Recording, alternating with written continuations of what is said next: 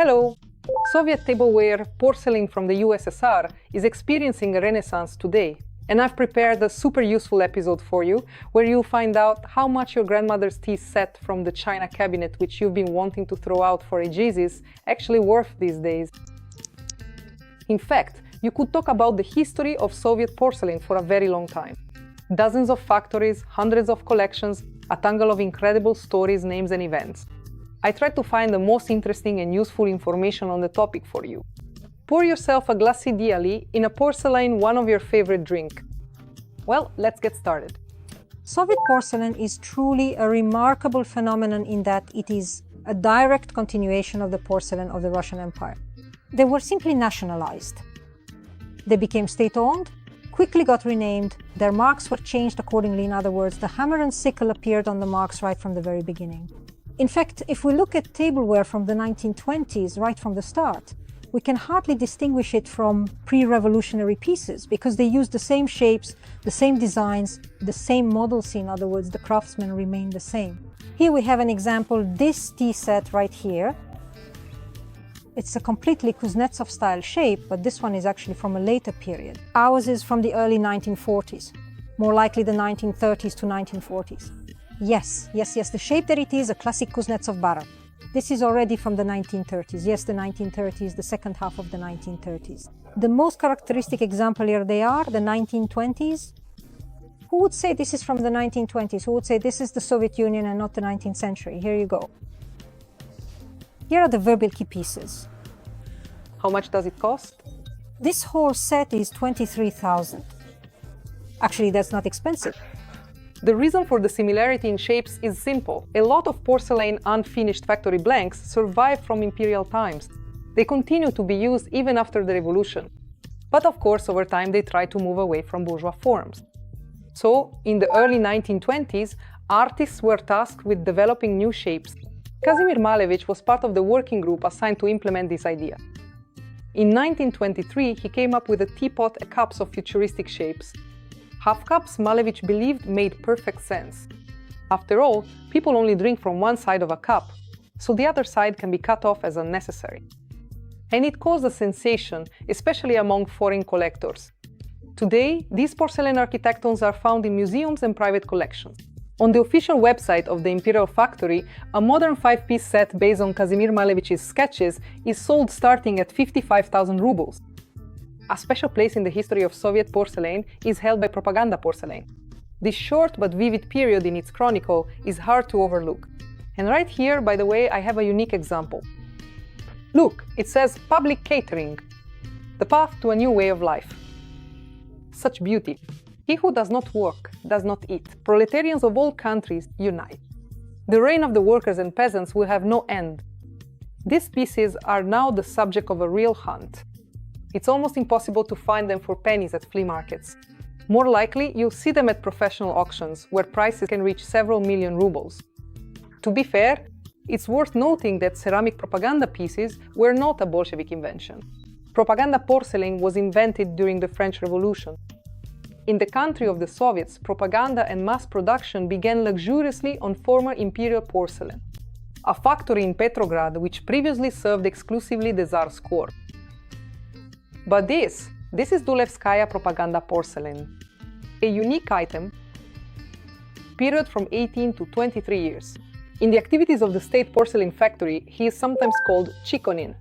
During these years, the actual father of propaganda porcelain became Sergei, a student of Ilya Lenin. In the autumn of 2018, a special commission, with Lenin's approval, selected 28 slogans for use in all types and genres of art. Interestingly, some of them are rework quotes from the Gospel. The slogan, "The reign of the workers shall have no end," comes from the Gospel of Luke, which says, "And of his kingdom there shall be no end." The popular slogan, "He who does not work, neither shall he eat," originated from the Apostle Paul's letter to the Thessalonians, which says, "If anyone is not willing to work, let him not eat." Starting with simple propaganda plates, Chikonin managed to inspire many porcelain artists. He brought to the state porcelain factory artists who had not previously worked with porcelain. Kuzma Petrov-Vodkin, Boris Kustodiev, Alexandrovich Samokvalov. During this period, Kandinsky, Tatlin, Altman and other outstanding artists also worked here. 10 years after joining the state porcelain factory, Chikonin left the USSR for good.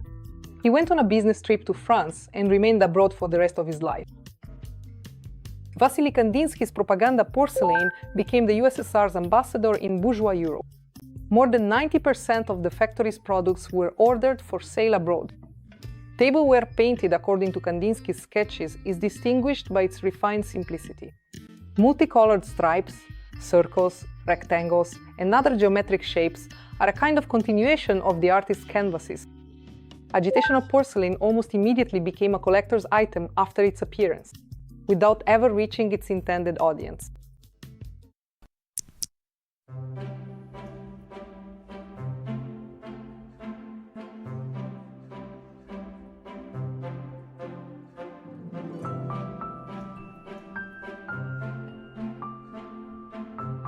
Porcelain was produced in the Soviet Union from Riga to Vladivostok. There were Republican factories in Georgia, Armenia, Belarus, and Latvia, even in Uzbekistan.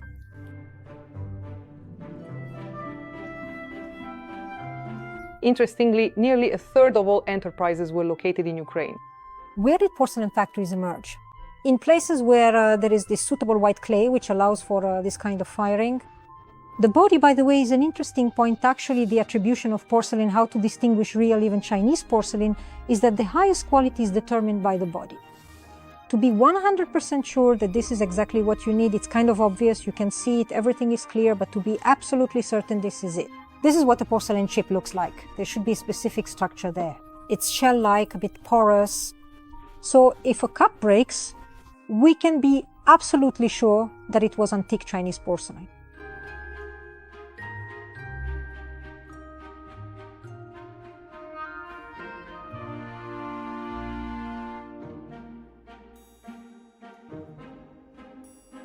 Tashkent is renowned for its classic cotton patterns, often seen on textiles, and its beautifully crafted teapots and bowls, which frequently feature these distinctive designs. Before the Tashkent factory appeared, porcelain was imported into Central Asia along the Great Silk Road from China. It was even called Chikon in Chinese. And it was only in 1953 that the first Central Asian porcelain factory was built in Tashkent. Its task was to provide tableware for all 5 republics of Central Asia. The best porcelain specialists from all over the Union helped launch the production line. Let us know in the comments if you've ever come across porcelain made in Tashkent. Maybe you even have some at home. There's also classic Georgia. In fact, here's a characteristic example right here. This is actually more ceramic. It's not very old. This is definitely more from the 1980s, really, a classic sound from that era. Here we have a price of 30. Actually, we run into one point that's always very important, but often ignored by many. That's the aspect of artistic design. When a standard shape is used, but then some interesting things happen with it. There are classic Georgian pitchers. Well, you probably know them. They're tall, with a slanted spout, for wine, for water, the classics. And usually they either have a gold stripe, red flowers, something like that. But once we got one with completely avant-garde deer on it. Deer running all around it in a pure avant-garde style. Basically, it's futurism. That's it. It's already a work of art, really, because there aren't any others like it. We sold it, yes, and pretty quickly too.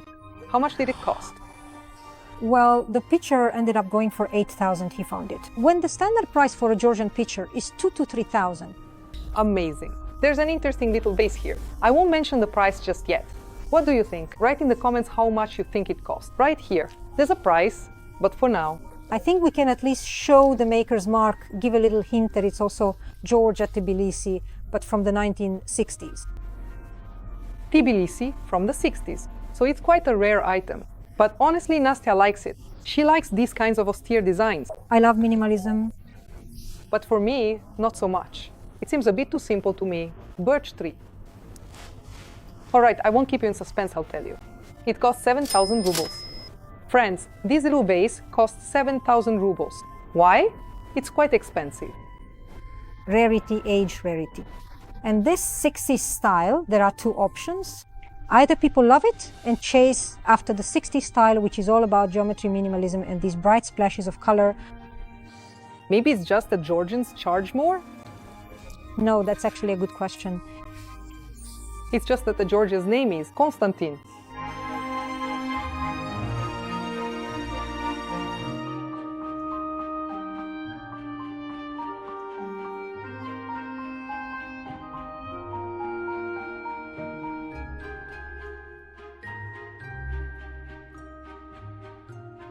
There are factories that produce high-quality porcelain, like LFZ and Verbilki. And there are factories that make, obviously, a simpler, more everyday kind. But here's a characteristic example of Kopievsk. You can even see that it's nice, the shapes are pleasant, but if we're talking strictly about porcelain, it's thick, it's quite heavy. The factory allows it. These kinds of imperfections. This comes straight from the factory. Yes, this is from the factory. No, this is from the factory. These unpainted spots. Naturally, the older the item, the more expensive it is. The same set could be reissued. They can be produced for decades now. And here we have this version from the 1950s, and this one is worth more. Antiques. And that's when the price starts to go up. And this one is from the 1980s. It's simpler. Write in the comments which Soviet-made dinnerware or tea set your family had or still has. Or maybe you're the lucky owner of some pre-revolutionary pieces? That's really interesting. Let's do a little poll and reminisce. Personally, from my childhood, I remember the Dulevo lilac set. It was a complete dinner set with a large soup tureen. There was also something from Czechoslovakia, and my mom still has plates with pine branches on them. Take that same red porcelain factory. If we look at the early version, yes, people are after it. It's truly a great rarity. It's a high price tag, 30, 40 and up. That's actually a normal price for a set like that. If we take the 1980s, that's more mass-produced. Simple tableware, it won't be as exclusive. And that's not surprising, because the factory's production, with its strikingly proletarian name Red Porcelain Maker, is a direct continuation of the Kuznetsov Porcelain School. Here's an interesting point. While I was making this episode, I kept noticing the same amusing inaccuracy on forums. Red Porcelain Maker is often mistakenly classified as a Georgian factory. The confusion comes from the factory's historical name, Georgian Porcelain Factory, but it's not Georgian, since it's located not in Georgia, but in the village of Gruzino in the Novgorod region of Russia. In 1897, on the right bank of the Volkhov River, Ivan Emelianovich Kuznetsov, the successor of the country's main porcelain dynasty, built a small factory. He brought in specialists from Dulevo, recruited local peasants, and began teaching them applied arts. This is what the Red Porcelain Maker factory, formerly the Georgian Porcelain Factory after the revolution, looks like today. In front of the empty walls of the main building stands a new monument to the founder of the factory. I am the great-grandson of Ivan Emelianovich Kuznetsov. Meet Boris Alexandrovich Kuznetsov, a direct descendant of the country's main porcelain dynasty.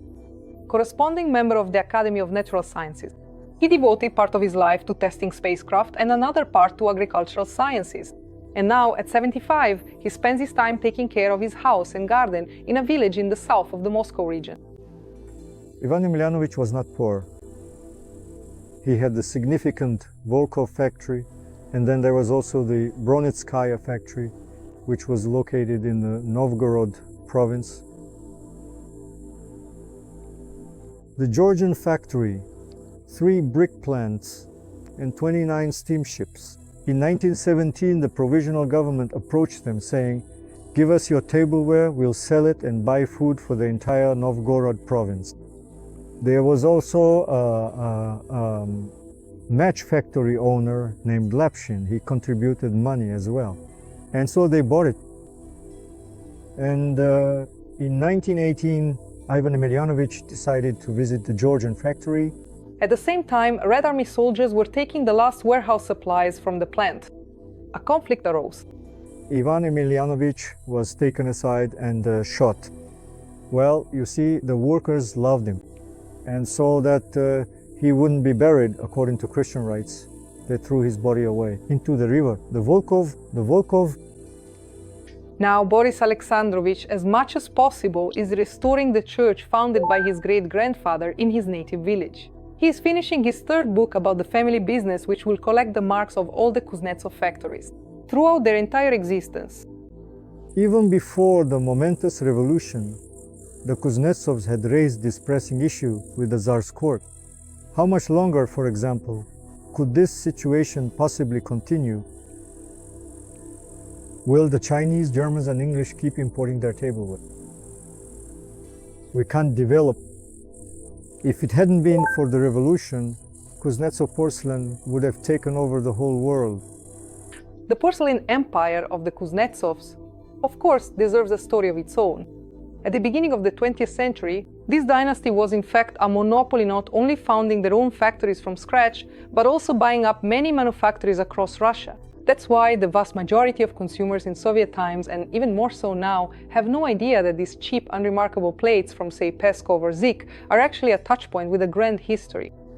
And now, let's talk about the Agashkas. When they brought in local peasants to work at the Dulevo factory, the Kuznetsovs didn't try to train all of them to become highly skilled painters.